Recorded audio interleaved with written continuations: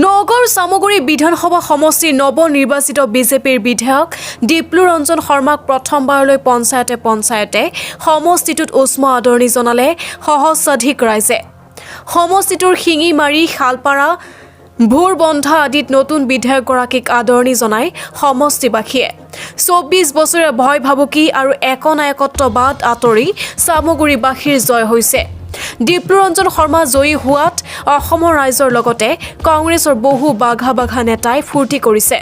তানজিল হুছেইনক আটাইতকৈ বেছি অন্যায় পিতৃ ৰকিবুল হুছেইনে কৰিলে। ডিপ্লু ৰঞ্জন শৰ্মা জয়ী হোৱাৰ ক্ষেত্ৰত ৰকিবুল হুছেইনে যথেষ্ট সহায় কৰিছে। এই সমষ্টিটোৰ অন্তৰ্গত শিঙিমাৰীত উপস্থিত হৈ এনেদৰে কেইবাটাও বিস্ফোৰক মন্তব্য কৰিলে নৱনিৰ্বাচিত বিধায়ক ডিপ্লু ৰঞ্জন শৰ্মাই। গতিকে সকলো ৰাইজক আজি লগ পাব আহিছোঁ। গতিকে আজি প্ৰথমতে শিঙিমাৰী জিলা পৰিষদৰ অন্তৰ্গত 7টা পঞ্চায়ত আছে। সকলো ৰাইজক এটা ধন্যবাদ জ্ঞাপন কৰাটো আৰু ৰাইজৰ পৰা আশীৰ্বাদ লোৱাটো মোৰ এটা কৰ্তব্য আৰু দায়িত্ব। মাননীয় জিতু গোস্বামী ডাঙৰীয়া আহি পাইছে, মাননীয় সুৰেশ বৰা ডাঙৰীয়া আছে, মুজিবুৰ ৰহমান ডাঙৰীয়া আছে। গতিকে সকলোকে পৰা এটা আশীৰ্বাদ লৈ সকলোৱে মই কৈছোঁ যে চামগুৰিবাসীৰ ৰাইজে প্ৰত্যেকে এজন ডিপ্লু ৰঞ্জন শৰ্মা হিচাপে এইবাৰ ইলেকশ্যন খেলিলে। গতিকে তেওঁলোকক মই আচলতে যিমানে ধন্যবাদ জনাওঁ সিমানে কম। শতিকা প্ৰায় ২৪ বছৰীয়া ভয় আৰু ভাবুকি শাসন অঁতৰাই, একনায়কত্ববাদী শাসন অঁতৰাই, পৰিয়ালতন্ত্ৰবাদ অঁতৰাই চামগুৰিবাসীৰ ৰাইজে যি আজি মেণ্ডেট দিছে, সেই মেণ্ডেট আচলতে সেই বিজয় অকল ডিপ্লু ৰঞ্জন শৰ্মাৰ বিজয় নহয়, গোটেই চামগুৰিবাসীৰ ৰাইজৰ বিজয়, মুক্তিকামী অসমক গণতন্ত্ৰ ভাল পোৱা সকলো ৰাইজৰ বিজয়। গতিকে চামগুৰিবাসীৰ ৰাইজে আজি যি মৰম দিছে, গতিকে তেওঁলোকক মই পুনৰাই কৈছোঁ, মোৰ কোনো ভাষা নাই সেই মৰমৰ মই প্ৰতিদান দিবৰ কাৰণে। দাদা, এটা কথা আপোনাক জানিব চেষ্টা কৰিম। 2014 চনৰ নৱেম্বৰ এখন বিজেপি সভা হৈছিল, 15 চনৰ নৱেম্বৰ, আৰু সেই সভাখনৰ অৰ্গেনাইজাৰ তেতিয়া আপুনি আছিলে। হয়। আৰু সেই সময় অৰ্গেনাইজ কৰাৰ ফলত আপুনি বিৰাট বাধাৰ সন্মুখীন হৈছিলে। হয় হয়। সেই সময়ত আপুনি অনুভৱ কৰিছিলে এদিন সেই যিগৰাকী বিধায়কে বাধা দিছিলে সেই বিধায়কগৰাকীৰ সমষ্টিৰ আপুনি এগৰাকী বিধায়ক হ'বগৈ?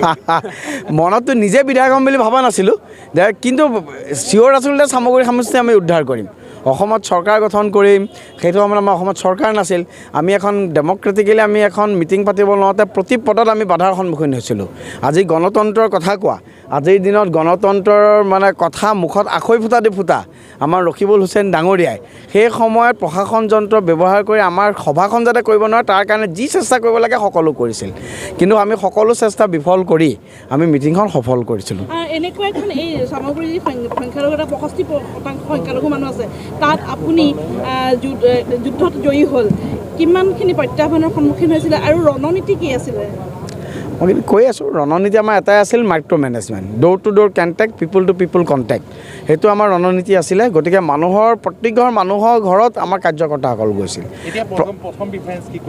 মই প্ৰথমতে শিক্ষা খণ্ডৰ কথা, আন্তঃগাঁথনিৰ কথা এতিয়া মাননীয় মুখ্যমন্ত্ৰী মহোদয়ৰ সময় লৈছোঁ, বহি পেলাই ভালকৈ কথা পাতিম। গতিকে এই 15 মাহত মই 15 বছৰ নোহোৱা কাম কৰিবৰ কাৰণে মই চেষ্টা কৰিম। মুখ্যমন্ত্ৰীগৰাকীয়ে কৈছিলে নিশ্চয় আহিব, তেখেত নিশ্চয় আহিব আৰু এইকেইদিন কেইবাটা অনুষ্ঠান আছে। গতিকে উইদিন 1 মাহৰ ভিতৰতে তেখেত আহিম বুলি কৈছে। তেখেত আহিব। চামগুৰিবাসীৰ ৰাইজে যি মেণ্ডেট দিছে সেই মেণ্ডেট আমি সকলোৱে নতখিৰে মানিছোঁ, খুব ভাল লাগিছে। আৰু আটাইতকৈ ডাঙৰ কথা, অসমৰ ৰাইজে ফূৰ্তি কৰিছে। অসমত গণতন্ত্ৰক ভাল পোৱা ৰাইজে চামগুৰিত ডিপ্লু ৰঞ্জন শৰ্মাৰ বিজয়ক গণতন্ত্ৰৰ বিজয় বুলি কৈছে, প্ৰথম কথা। দ্বিতীয় কথা, অকল যে অসমৰ ৰাইজে ফূৰ্তি কৰিছে এইটো নহয়, কংগ্ৰেছৰ বহু বাঘা নেতাই ফূৰ্তি কৰিছে। এইটো কংগ্ৰেছতো ৰকিবুল হুছেইন ডাঙৰীয়াৰ যুগৰ অৱসানৰ এটা এইটো দিছে। কিছুমান কথা আমি অফ দ্য ৰেকৰ্ড ৰাখিব লাগে, কিন্তু মই আপোনালোকক ক'লোৱে দেখোন, কংগ্ৰেছৰ মইতো আপোনালোকক কৈছোঁ ভূপেন বৰা ডাঙৰীয়াই ভাল পাইছে। মইতো তেওঁকো শুভেচ্ছা জনাম। ভূপেন বৰা ডাঙৰীয়াই ভাল পাইছে। আৰু মই যোৱাকালি ইণ্টাৰভিউত কৈছোঁ, আচলতে তানজিল হুছেইন ডাঙৰীয়াক আটাইতকৈ বেছি অন্যায় তেখেতৰ পিতৃয়ে কৰিলে। মোক তেখেতৰ পিতৃয়ে ৰকিবুল হুছেইন ডাঙৰীয়াই মোক জিকাৰ ক্ষেত্ৰত বহু পৰিমাণে সহায় কৰিলে। আওপকীয়াকৈ ইনডাইৰেক্ট তেখেতে যি আচাৰ ব্যৱহাৰ কৰিলে, যেনেকুৱা আচৰণ ব্যৱহাৰ দেখুৱালে, সেইবোৰে মোক বহুত বঢ়াই দিলে। মইতো সেইকাৰণে হুছেইন ডাঙৰীয়াকো মাজে মাজে ধন্যবাদ এটা দিব মন যায়।